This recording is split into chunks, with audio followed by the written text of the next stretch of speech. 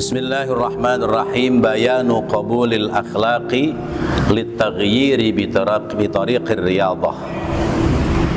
Menjelaskan tentang bagaimana cara merubah akhlak dari akhlakul madhmumah ila akhlaqil karimah, min akhlaqil madhmumah ila akhlaqil karimah. Mencetak manusia-manusia merubah dari akhlak yang buruk kepada akhlak yang mulia. Bahwa baginda Rasulullah sallallahu alaihi wasallam menyampaikan hassinu akhlaqakum, perbaikilah akhlak-akhlak kalian, baguskanlah akhlak-akhlak kalian. Maka berarti akhlak atau perilaku atau watak dan sejenisnya itu masih bisa dirubah, masih bisa diperbaiki. Wa'lam anna ba'dha man ghalabat alaihi al-batalatu istasqala al-mujahadah wal riyadah wal ishtighal bitazkiyatin nafsi. Ketahuilah bahwa sebagian orang yang disulitkan dalam merubah diri pada hal-hal yang baik dari al-mujahadah dan riyadah, serta menyibukkan diri dalam membersihkan jiwa, membersihkan hati, wa tahdhibil akhlaqi, dan mendidik akhlak menjadi baik. Falam tasmah nafsahu bi ay yakuna dzalika liqusurihi wa naqsihi wa khabasa. Bahwa merubah akhlak menjadi baik itu sulit untuk mendapatkan kesempatan apabila orang itu memiliki cara berpikir yang pendek, lalu kurangnya untuk memperbaiki diri dalam akhlak, serta terus-menerus masih ada pada perilaku dan perbuatan yang buruk. Karena itu untuk memperbaiki akhlak dibutuhkan al-mujahadah wal riyadah wal istighal bitazkiyatin nafsi. Mujahadah artinya terus-menerus melatih diri, mendekatkan diri kepada Allah. Ar-riyadah menata diri juga dalam hal pergaulan, harus mampu untuk memilah dan memilih sehingga tidak jatuh pada perilaku yang buruk sebab pergaulan kepada orang-orang yang buruk. Wal ishtighal bitazkiyatin nafsi, dan terus-menerus menyibukkan diri untuk membersihkan jiwa dan mendidik akhlak yang baik. Adapun sementara ada orang yang mengatakan bahwa perilaku itu tidak bisa dirubah, watak itu tidak bisa dirubah. Ada yang mengatakan watak itu berbeda dengan watuk. Kalau watuk ada obatnya, kalau watak nggak ada obatnya. Iya, maka sesungguhnya itu cara berpikir yang keliru. Sebab watak masih dimungkinkan, watak masih dimungkinkan untuk dirubah dari watak yang buruk, ya, kebiasaan-kebiasaan yang jelek, ya, berpindah kepada perilaku kebiasaan yang baik. Ketika kita menata diri, lalu kemudian membatasi diri dalam pergaulan, tidak jatuh pada orang-orang yang berbuat buruk, lalu kita bergeser bergaul dengan orang-orang yang berakhlak baik, perlahan-lahan keburukan kita akan kita tinggalkan dan kita berpindah kepada akhlak yang baik. Karena pergaulan, perkumpulan itu bisa menularkan. Disabdakan oleh Rasulullah sallallahu alaihi wasallam, beliau menyampaikan, jalisul ulama wa jalisul kubara li'anna man jalasa janas. Duduklah kalian dengan orang-orang alim, duduklah kalian dengan orang-orang besar. Orang besar dimaksudkan adalah orang yang memiliki akhlak yang mulia. Maka perlahan-lahan kalian akan menjadi orang yang berilmu dan orang-orang yang baik. Sebab kata Nabi, li'anna man jalasa janas, karena sesungguhnya orang yang sering duduk bersama akan tertular dengan siapa dia berkumpul bersama. Bahkan Al-Imam Ali karramallahu wajhah dalam satu syairnya mengatakan, anil mar'i la tas'al wasal an qarinihi. Iya. Kalau kamu ingin tahu watak perilaku seseorang, jangan tanya sama dia, tapi lihat siapa teman dia. Kalau teman dia orang-orang baik, insya Allah dia adalah orang baik. Tapi kalau teman dia orang yang tidak baik, ya pelan-pelan yang baik sekalipun bisa jadi bergeser menjadi orang yang tidak baik. Karena itu berteman itu perlu, memilih teman yang baik itu perlu, sebab itu akan merubah pada diri kita. Pada dasarnya kita tidak ada dalam kebaikan, tetapi karena kita berteman dengan orang-orang baik, perlahan-lahan kita akan jadi orang baik, insya Allah. Kalau kita berteman dengan ajengan, ya, ajengan itu kiai ulama, ya.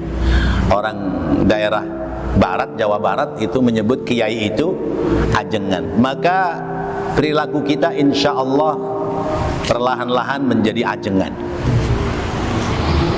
Tapi kalau kita berteman dengan bajingan, itu kan beda tipis, ajengan dengan bajingan. Perlahan-lahan juga akan tertular. Iya.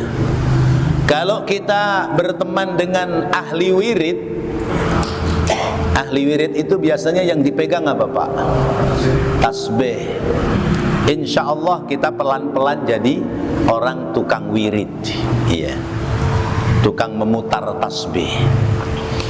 Tapi kalau kita sering berteman dengan ahli mirid, beda tipis. Kalau wirid pakai tasbih, kalau mirid, aduh pada hafal. Maka pelan-pelan kita akan tahu bagaimana cara mirid. Ya. Kalau balok satu dijatuhkan, ketemunya kudu balok satu, kan gitu ya.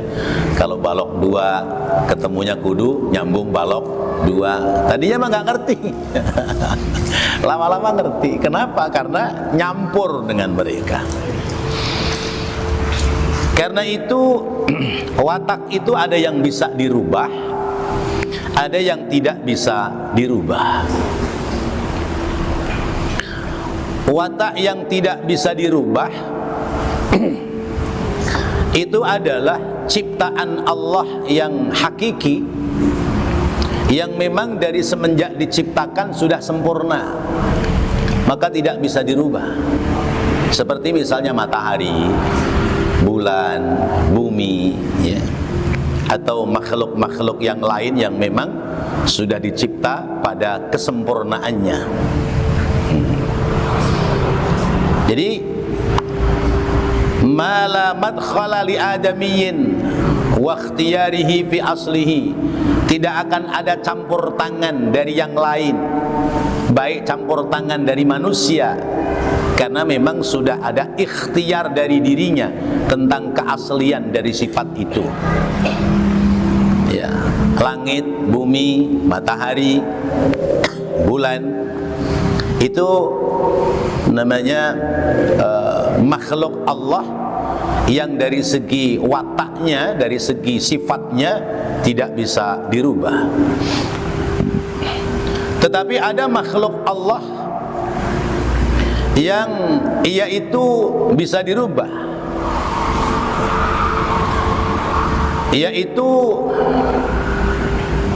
lewat sebab dari campur tangan makhluk manusia. Contoh misalnya, satu biji itu tidak akan menghasilkan buah dari biji buah tersebut apabila tidak diupayakan oleh makhluk yang lain.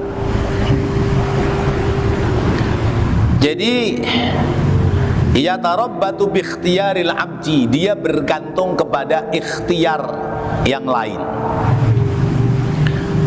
Fa innan nawata laysat bitufahin wala nakhlin illa annaha khuliqat khalqatan yumkinu an tasira nakhlatan idzan idza indafat idzan indafal tabriyata ilaiha.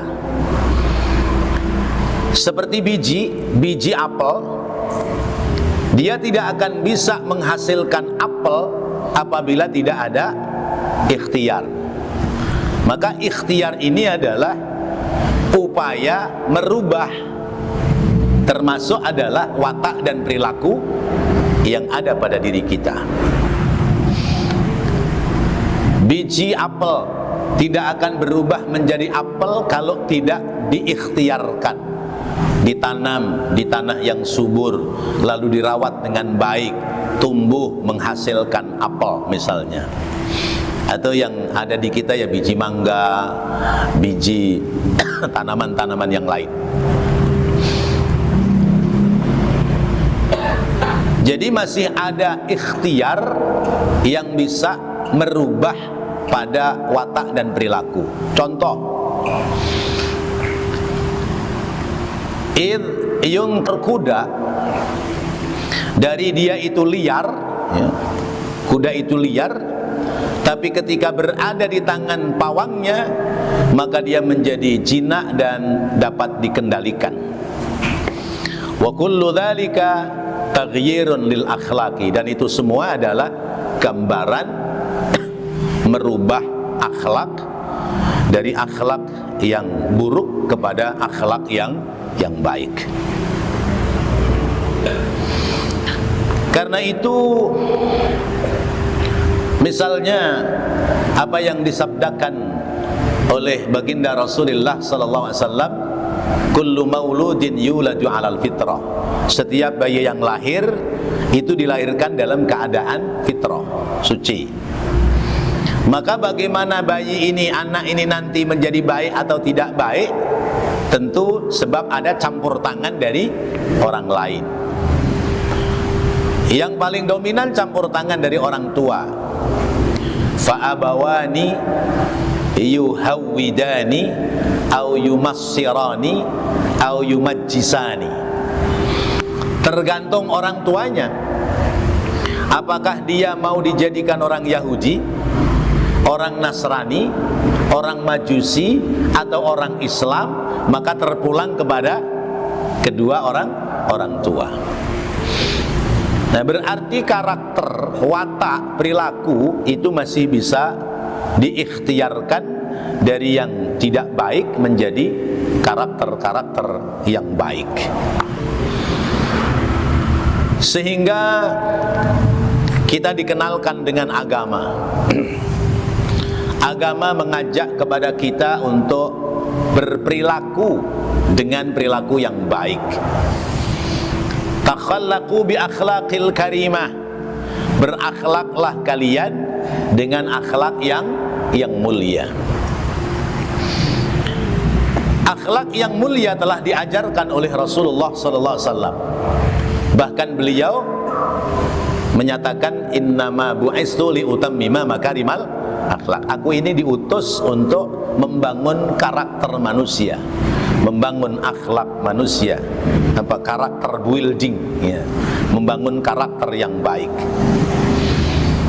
Lalu apakah kalau orang itu mengupayakan memiliki karakter-karakter yang mulia, kemudian harus meninggalkan watak-watak aslinya dari manusia? Maka tentu tidak. Bahwa kita hidup ini memiliki syahwat, memiliki hawa nafsu. Maka syahwat ini bukan dihilangkan dari kita, karena memang manusia harus punya syahwat. Kita ini punya sifat kadang marah. Apakah kita harus menghilangkan marah? Tentu tidak. Syahwat, marah, dan perilaku-perilaku atau watak-watak yang buruk yang ada dalam potensi kita itu bukan dihilangkan, tetapi bagaimana dengan agama syahwat itu menjadi terarah pada yang halal. Dengan agama bagaimana marah itu menjadi boleh dalam agama, ya. Sebab kalau syahwat itu dibuang, lalu kemudian orang tidak punya hawa nafsu, populasi manusia akan habis, ya. Karena kita punya keturunan itu sebab kita punya syahwat, hawa nafsu. Karena itu bukan membuang tetapi mengendalikan. Nah, mengendalikan inilah yang kemudian masuk dalam kategori menata membangun al-akhlaqul karimah. Kalau kata Imam Al-Busairi, beliau mengatakan wan nafsu katrifli in tuhmilhu syabba ala hubbir radha'i wa in taftimhu yanfatimi. Wan nafsu katifli, ya. Hawa nafsu, syahwat, keinginan itu seperti anak bayi. Intuhmilhu syabba ala hubbir radha'i. Kalau dibiarkan, anak bayi itu maunya ngempeng terus sama ibunya, iya. Maunya nyusu terus. Anak bayi kalau dibiarkan dia akan menyusu terus. Wa in taftimhu yanfatimi. Tapi kalau ibundanya menyapihnya, maka dia akan berhenti. Ada kalanya harus menyusu, ada kalanya harus berhenti. Nah, begitu pula kita dalam mengelola syahwat, mengelola keinginan-keinginan, maka koridornya adalah agama. Keinginan mana yang dibolehkan oleh agama, maka itu yang dikerjakan. Orang bekerja mencari rizki, itu adalah kebolehan dalam agama. Yang tidak dibolehkan dalam mencari rizki adalah rizki yang haram. Dibolehkannya adalah rizki yang halal. Adapun ikhtiar usahanya seperti apa, orang per orang tentu berbeda. Satu dengan yang lain pasti berbeda. Kata Allah, inna sa'yakum lasyatta. Sesungguhnya usahamu pasti berbeda-beda. Bekerja adalah keharusan, mencari rizki adalah keharusan. Ini syahwat menghimpun harta. Tetapi tentu dalam syahwat menghimpun harta harus pakai koridor halal haram. Yang halal silahkan, yang haram harus ditinggalkan. Berarti dalam mengelola syahwat menggunakan agama, maka syahwat memperoleh harta yang halal itu masuk dalam kategori al-akhlaqul karimah. Syahwat dalam hal hubungan lawan jenis, agama mengajarkan. Apa itu terkait dengan pernikahan? Ya ma'syaras syabab, man istata'a minkumul ba'ah falyatazawwad. Para pemuda, Kalau kalian sudah mampu untuk menikah, maka segeralah menikah. Kenapa? Fa innahu aghaddu lil basar wa ahsanu lil faraj. Karena menikah itu bisa menahan pandangan mata dan bisa mengendalikan kemaluan. Fa illam yastati, kalau kalian belum mampu untuk menikah karena persyaratannya belum terpenuhi, fa alaihi bis-shaum, maka berpuasalah. Fa innahu lahu wija, karena puasa itu cara mengendalikan dari syahwat kepada lawan jenis, ya, supaya tidak jatuh pada hal-hal yang haram. Maka syahwat itu boleh. Bahkan dalam pernikahan itu selalu didoakan sakinah, mawaddah, warahmah. Sakinah, ketenangan. Mawaddah itu syahwat, nafsu laki-laki dan perempuan, ya. Karena kalau tidak ada syahwat, tidak akan melahirkan keturunan. Itu mawaddah. Baru kemudian rahmah, kasih sayang. Yang sudah over 50 itu mawaddahnya sudah mulai berubah menjadi rahmah, kasih sayang. Atau misalnya dalam hal emosi, dalam hal marah. Marah itu manusiawi, tapi Rasulullah menyampaikan iyyakum wal ghadab, ya. Jauhi olehmu marah. Fa innal ghadab sabilus syaitan, karena marah itu jalannya setan menguasai kita. Coba kita bisa lihat, orang kalau belum marah itu badan enteng. Tapi kalau sudah marah, maka badan ini menjadi berat, gemetar dirinya, melotot matanya. Mata yang tadinya hitam putih bagus menjadi merah. Kemudian bergetar mulut bibirnya, yang tadinya mampu mengendalikan bahasa yang tidak baik, ya, yang ucapan-ucapannya bahasanya baik, dengan sebab marah akhirnya tak terkontrolkan bahasanya, ya.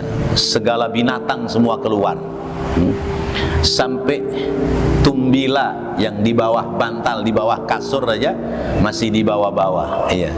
Apa itu tumbila? Ya, bangsat, ya. Sampai keluar itu. Itu akibat dari marah. Berarti tidak mampu mengendalikan diri dalam kemarahan. Lalu kemudian apakah kita tidak boleh marah? Boleh. Tapi Allah mengajarkan wal kadhiminal ghaidha wal 'afina 'anil nas, ya. Surat Ali Imran ayat 134 menyebutkan wal kadhiminal ghaidha wal 'afina 'anil nas.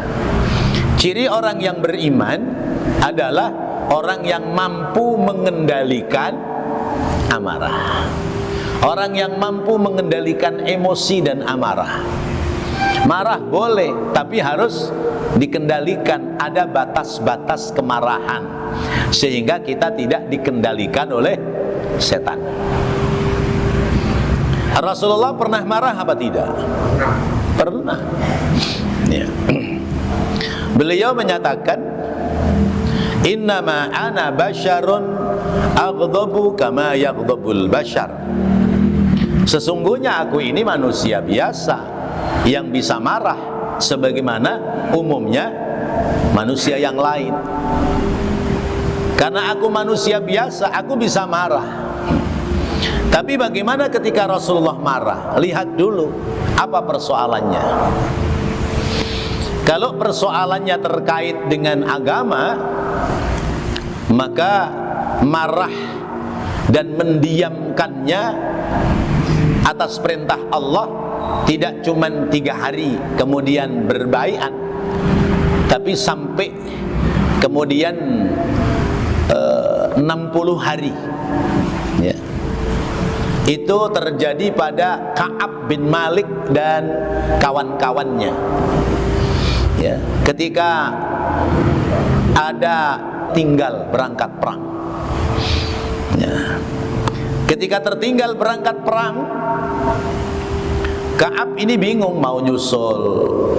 Salah, nggak nyusul juga salah. Ah, ya sudahlah, nunggu saja sahabat-sahabat yang lain pulang. Ini riwayatnya tertuang dalam hadis panjang, ada di kitab Riyadhus Shalihin. Juga di kitab yang lain ada. Akhirnya ketika Rasulullah pulang, dipanggil 8 orang ini. Ditanya, Ka'ab, kenapa kamu tidak berangkat perang? Jawabannya apa? Malas ya Rasulullah. Jawabannya malas. Iya. Ya udah, karena jawabannya malas, akhirnya didiamkan oleh Rasulullah. Kemudian Rasulullah memerintahkan kepada sahabat-sahabat yang lain untuk mendiamkan. Dari 8 sahabat itu ada beberapa sahabat yang ketika sudah sampai 30 hari istrinya disuruh pulangin ke orang tuanya, biarin dia sendirian. Tapi ada 3 sahabat yang mengatakan, ya Rasulullah, saya sudah tua, saya nggak ngapa-ngapain, saya butuh urusan bantuan dari istri. Ya sudah, boleh dah istri menemani, tapi tetap didiamkan ya sampai 50 hari, bahkan wakilan 60 hari. Pada hari yang ke-30 istrinya dipulangkan. Ka'ab bin Malik ini kebingungan dengan teman-temannya, kalau jalan ke pasar kemana nggak ada yang tegur sapa, didiamkan ya. Ke pasar ngajak ngomong juga didiamkan, ke masjid nyalamin Rasulullah didiamkan. Sampai akhirnya datang temannya Ka'ab yang masih kafir, udahlah Ka'ab, kamu percuma dah, nggak akan diakui Muhammad sebagai umatnya, udah balik lagi aja, balik. Kata Ka'ab, enggak, ini salah saya. Mungkin kalau pada saat menjawab itu ada berbohong sedikit, akan dimaafkan. Tetapi yang dibohongi adalah Rasulullah. Maka dia jujur mengatakan apa adanya, sekalipun resikonya berat. Dia mendatangi saudaranya, ketok pintu, ucap salam, saudaranya tidak menjawab. Dia manjat lewat daun-daun pintu, naik dari atapnya, nyalamin nama saudaranya, nggak dijawab juga. Masya Allah, ini urusan agama ini. Iya. Urusan perang. Nah, akhirnya pada hari yang ke-40 ya, hari yang ke-50-nya itu Allah menurunkan ayat ya, yang berkaitan dengan Allah memaafkan kesalahan orang-orang yang tidak berangkat perang, dimaafkan oleh Allah. Kemudian ketika sudah sampai pada harinya, Rasulullah menyampaikan utusan sahabat, tolong panggil Ka'ab dan kawan-kawannya untuk datang ke masjid. Begitu Ka'ab dipanggil, bingung dia mau diapain lagi ini, udah didiemin selama 50 hari ya. Tapi ya sudahlah, yang manggil Rasulullah. Kemudian ketika sudah sampai, Rasulullah membacakan ayatnya, lalu kemudian Ka'ab bin Malik ya, sujud kepada Allah, bermohon ampun kepada Allah, dan diterima kembali oleh Rasulullah dan para sahabat yang lain. Ini salah satu contoh. Jadi ada kemarahan Rasulullah kalau terkait dengan agama, terkait dengan hukum-hukum Allah, maka Rasulullah menunggu ya apa yang diperintahkan oleh Allah. Tapi kalau terkait dengan dirinya, Rasulullah marah tetapi spontan. Satu ketika Rasulullah sudah pulang perang bersama dengan para sahabat, mendapati harta rampasan perang banyak. Lalu kemudian dibagikan. Kalau itu harta rampasan perang, kalau harta rampasan perang langsung, maka namanya ghanimah. Itu dibagikan, ada ketentuan aturannya. Tapi kalau berperang tapi tidak ada perlawanan, ya, musuh kalah sebelum bertanding, maka rampasan perang itu namanya al-fai. Kalau al-fai, ya, itu di Al-Quran, di surat Al-Mujadilah ada. Kalau al-fai seluruhnya tanggung jawab Rasulullah. Dibagi boleh, nggak dibagi juga boleh, karena nggak ada perlawanan dari musuh. Nah, ketika harta rampasan perang itu dibagi-bagikan oleh Rasulullah, dibagi rata. Yang membunuh 3 orang dapatnya onta 10, ya. Kemudian sapi sekian, harta kuda sekian misalnya. Yang membunuh 5 orang sama yang membunuh 1 orang sama. Bahkan yang tidak membunuh sekalipun karena dia ikut berangkat perang, pembagiannya sama. Kemudian orang itu mengatakan, "Ya Rasulullah," bahasa orang kita, "yang adil dong." Gitu. Kalimatnya, "Ya Rasulullah, yang adil dong." Orang itu disebutnya Dzul Hulaifah. Disebut Dzul Hulaifah. Rasulullah spontan marah. Dan ketika marah, mukanya itu kemerah-merahan seperti anggur, ya. Anggur ada yang merah muda itu. Tapi kemudian Rasulullah meninggalkan orang itu dan menyampaikan kepada para sahabat untuk tidak menyakiti kepada orang itu. Hanya Rasulullah menyebutkan begini, betapa beratnya perjuangan Musa alaihissalam. Perjuanganku masih kalah berat dengan perjuangan Musa alaihissalam. Aku hanya diminta untuk adil dalam membagi harta rampasan perang.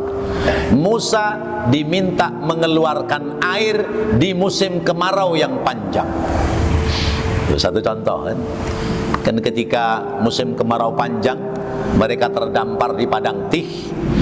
Kemudian kan mereka mengatakan, "Ya Musa, hai Musa, datangkan kepada kami air, karena ini sudah kehausan, sudah tidak ada lagi air." Kemudian Allah perintahkan kepada Musa, "Idrib bi'asakal hajar." "Hai Musa, pukul aja itu batu yang besar dengan tongkatmu." Begitu dipukul, fanfajarat min husnata asyrata aina, maka memancarlah 12 sumber mata air. Jadi Rasulullah menyampaikan begitu. Saya masih ringan, cuman suruh adil doang bagi harta rampasan perang. Tapi kalau Rasulullah tidak dianggap adil, lalu siapa yang adil? Karena itulah keadilan Allah yang sudah diberikan, ditunjukkan lewat baginda Rasulullah sallallahu alaihi wasallam. Sehingga dikatakan Rasulullah itu kalau marah, beliau mukanya memerah, lalu kemudian beliau tidak mengatakan sesuatu kecuali yang hak. Idza takallama baina yadayhi bima yakrahu yaghdabu hatta tahammara wajnatahu walakin la yaqulu illa haqqan. Ya, dari perawi hadis yang menyampaikan hadis tadi, Rasulullah itu kalau lagi berbicara, lalu kemudian ada pembicaraan yang menyimpang dari orang-orang yang berbicara, beliau yaghdab, marah, hatta tahmarra wajnatahu, sehingga memerah pipinya. Walakin la yaqulu illa haqqan, tetapi sekalipun marah tidak mengucapkan kecuali ucapan-ucapan yang baik. Kalau begitu marah boleh enggak? Boleh, tapi tetap dalam kesadaran yang sempurna. Ya. Kalau kita marahan dengan orang-orang sekitar kita, itu bolehnya 3 hari. Ya. La yahillu li muslimin ayyahjura akhahul muslim fawqas salas. Orang Islam tidak halal mendiamkan saudaranya sama orang Islam melebihi 3 hari. Jadi kalau sudah 3 hari baikkah? Ya. Cuman ya tadi kembali kepada kita mampu nggak kita memanage emosi kita. Nah itu antara lain. Jadi marah boleh, tapi tetap mampu mengendalikan. Bahkan ketika orang itu bisa membalas atas keburukan orang lain, tapi dia tidak membalasnya, maka dia adalah orang yang disebutnya orang yang kuat. Ya. Ya. Orang kuat itu adalah orang yang dia disakiti oleh orang lain, dia mampu membalas, tapi dia tidak membalasnya. Itu orang kuat seperti itu. Bukan kuat yang sedang ramai di TV ya. Ya. Ya. Ya, itu kuat yang terkenal ya. Nah, Bapak Ibu sekalian yang dirahmati Allah, itu contoh tentang mengendalikan emosi. Sekarang misalnya manajemen keuangan, ya, orang itu dia dalam hal mengelola harta dermawan boleh, ya, dermawan boleh, hemat boleh, israf berlebih-lebihan tidak boleh, bakhil tidak boleh. Ini kan ya bahasa yang berbeda dan maknanya berbeda. Dermawan senang berbagi, senang berbagi kepada hal-hal yang baik, itu dermawan.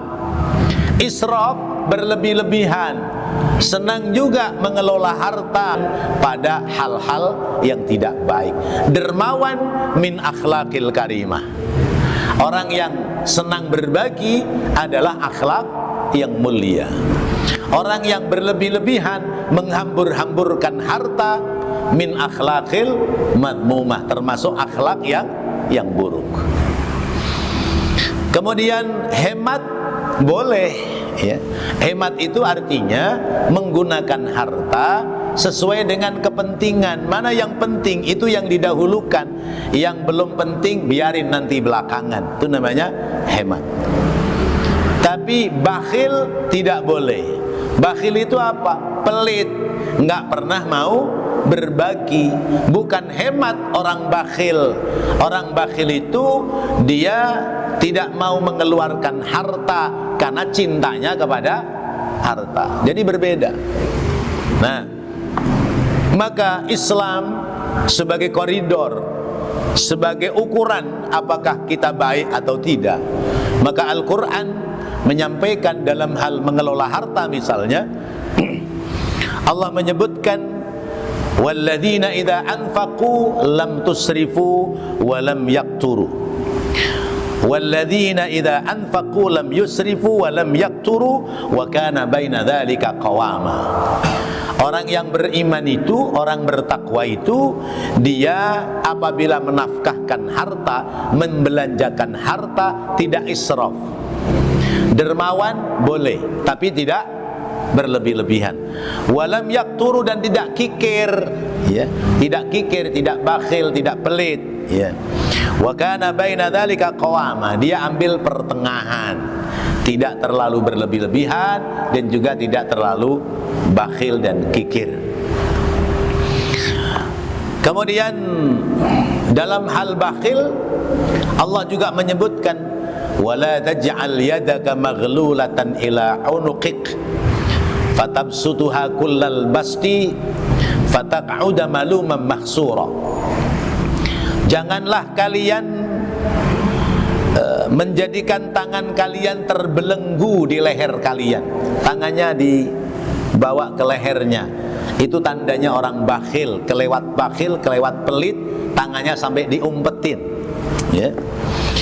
Wala tabsudha kullal basti. Jangan pula kamu menggelarkan tanganmu selebar-lebarnya, karena itu akan menjadi kerugian bagi kalian. Atau misalnya ayat Al-Quran juga menyampaikan, kulu washrabu wala tusrifu, makan dan minumlah, tetapi jangan berlebih-lebihan. Innallaha la yuhibbul musrifin, karena Allah tidak mencintai orang-orang yang israf, berlebih-lebihan. Nah, ini arah atau cara akan sampai kepada al-akhlaqul karimah, akhlak yang mulia. Jadi mengambil mu'tadil, mengambil seimbang. Dalam hal marah, dia mampu mengendalikan dirinya sehingga dia tidak jatuh pada dorongan setan. Dalam hal syahwat, hawa nafsu, mu'tadil, maka dia mampu mengarahkan hawa nafsunya pada hal-hal yang baik, pada hal-hal yang dihalalkan oleh Allah Subhanahu wa ta'ala. Sehingga Rasulullah memberikan satu batasan, khairul umuri awsatuha wa in qalla. Sebaik-baik urusan itu adalah yang sedang. Artinya dalam hal membangun al-akhlaqul karimah, dalam hal menata diri kita menjadi akhlak yang mulia, maka poin-poin ini harus kita laksanakan, dan kita harus tetap mendekatkan diri kepada orang-orang yang baik, sehingga kemudian kita pelan-pelan menjadi orang baik. Baik, Bapak Ibu dan Saudara, barangkali ada hal-hal yang perlu ditambahkan atau disampaikan, dipersilahkan. Ya, silakan Bapak. Ada yang perlu bertanya? Insyaallah.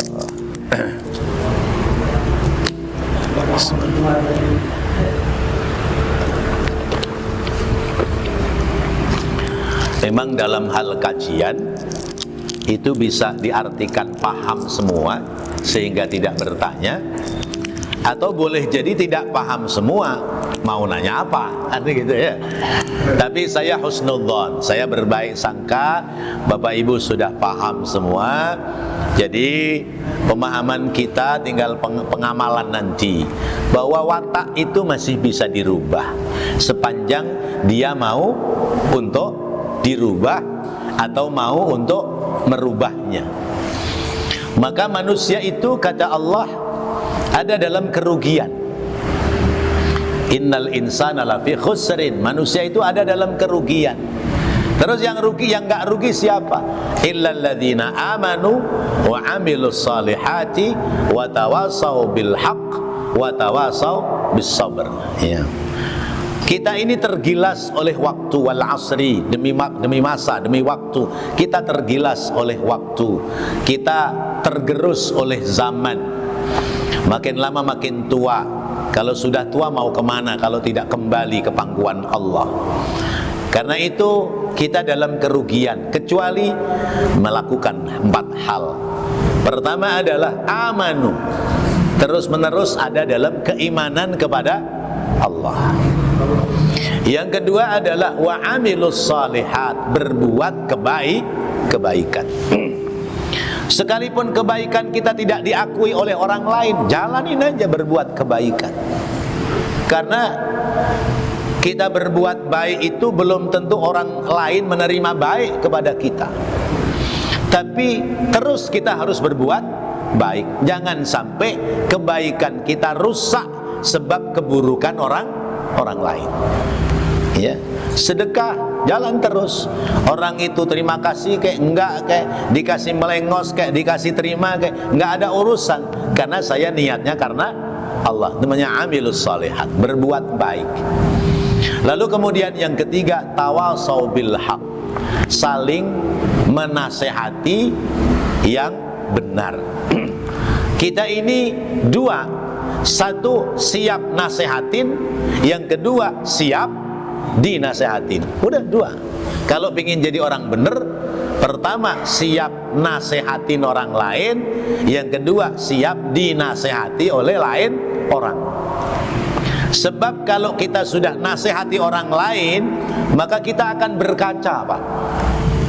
Iya, kenapa saya harus melakukan seperti ini sementara saya sudah ngajarin orang lain. Tentu kalau orang lain itu supaya ngikuti saya, maka saya harus menjalankan apa yang menjadi nasihat buat orang lain. Nah, itu kalau kita sudah menasehati orang lain. Guru saya dulu nasihatin begitu, kalau kamu ingin jadi orang baik, jadilah cermin di masyarakat. Cermin di masyarakat artinya apa? Berperilaku baik di masyarakat, maka nanti kalian jadi orang baik. Itu kalau kita sudah mau nasehatin. Lalu yang kedua, kita siap dinasehati. Kalau kita siap dinasehati, insya Allah kita bakal jadi orang baik. Tapi kalau ogah dinasehatin, hati-hati. Ya, orang sudah merasa benar, orang merasa tidak ada salah. Hati-hati, sebab orang yang merasa benar, tidak pernah merasa salah, adalah iblis ketika dinasehati oleh Allah Subhanahu wa ta'ala. Kata Allah, ya iblis, ma mana'aka alla tasjuda li Adam. Iblis, apa yang menghalangimu tidak mau hormat sama Adam, padahal aku Allah yang perintah? Apa kata iblis? Ana khairun minhu, aku lebih baik dari Adam. Khalaqtani min nar wa khalaqtahu min jin. Maka orang yang enggan menerima nasihat adalah orang yang merasa diri sudah baik, bahaya. Ya. Lalu kemudian watawasau bisabr, saling menasehati tentang kesabaran. Karena hidup ini syaratnya hanya dua, sabar dan syukur. Kalau ingin jadi baik, tadi syaratnya siap jadi penasehat atau siap dinasehati. Kalau kita ingin jalan kita jadi benar, maka intinya hidup adalah sabar dan syukur. Sabar ketika menghadapi ujian dan cobaan, bersyukur ketika kita mendapati kenikmatan dari Allah Subhanahu wa ta'ala. Sudah waktu ya? Kurang 2 menit. Baik bapak-bapak, hadirin dan saudara-saudara, maka mudah-mudahan apa yang kita bahas